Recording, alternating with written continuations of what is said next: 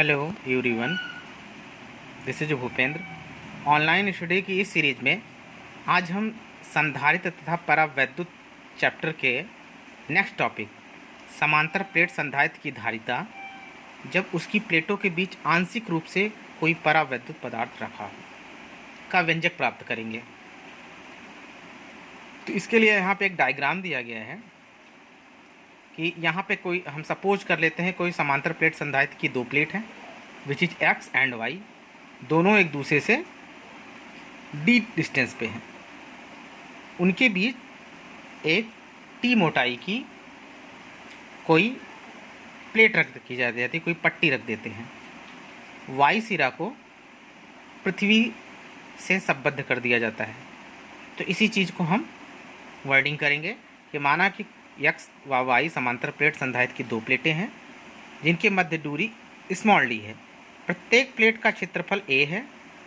माना संधारित्र की दोनों प्लेटों के बीच में कोई परावैद्युत पदार्थ जैसे कांच या कोई ऐसा ही कि कोई पट्टी जिसका परावैद्युतांक के तथा टी मोटाई है रखी गई है, तब प्लेटों के बीच वायु में दूरी डी माइनस टी होगी।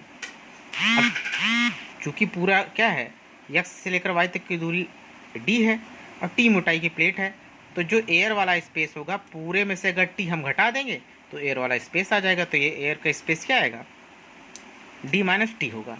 अतः प्लेटों के मध्य वायु में वैद्युत क्षेत्र की तीव्रता E naught is equal to Q upon epsilon naught ए।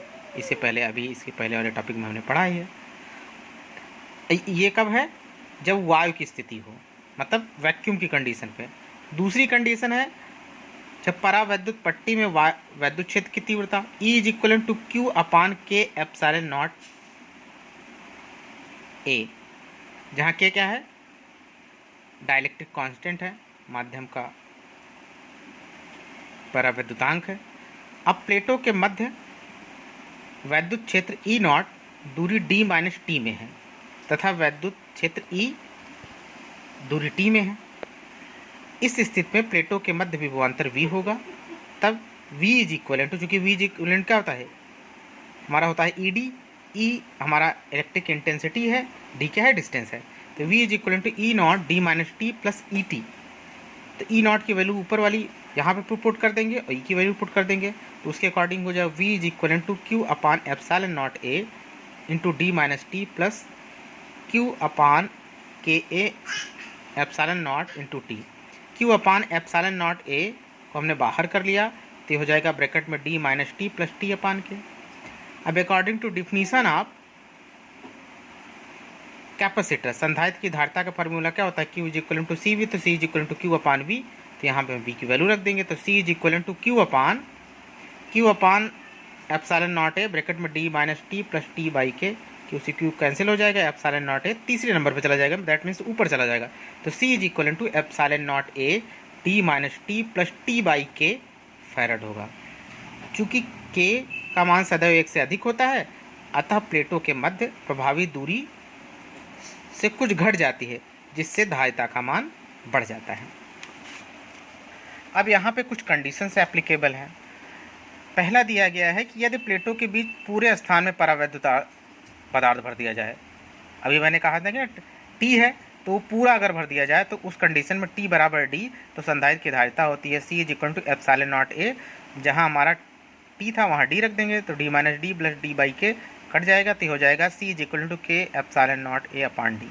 दूसरा कंडीशन है यदि प्लेटों के बीच पूरे स्थान में निर्वात की स्थिति रख दी जाए, उस कंडीशन पर टी आपका जीरो हो जाएगा, मतलब वहाँ पे जो हम कोई स्लैब रखे हैं उस स्लैब को हम हटा देंगे, तो हो जाएगा C is equal to epsilon naught A upon D. तीसरी कंडीशन है यदि प्लेटों के बीच टी मोटाई की धात की पट्टी हो, अर्थात के इज इक्वल इन्फिनाइट हो, तो C is equal to epsilon naught A upon D minus T.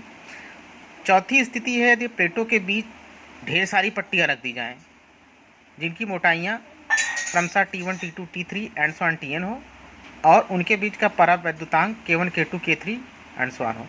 उस कंडीशन पे होता है C is equal to epsilon naught A upon D minus bracket में T1 plus T2 plus T3 and so on bracket बंद plus T by K1 plus T by T2 by K2 plus T3 upon K3 and so on.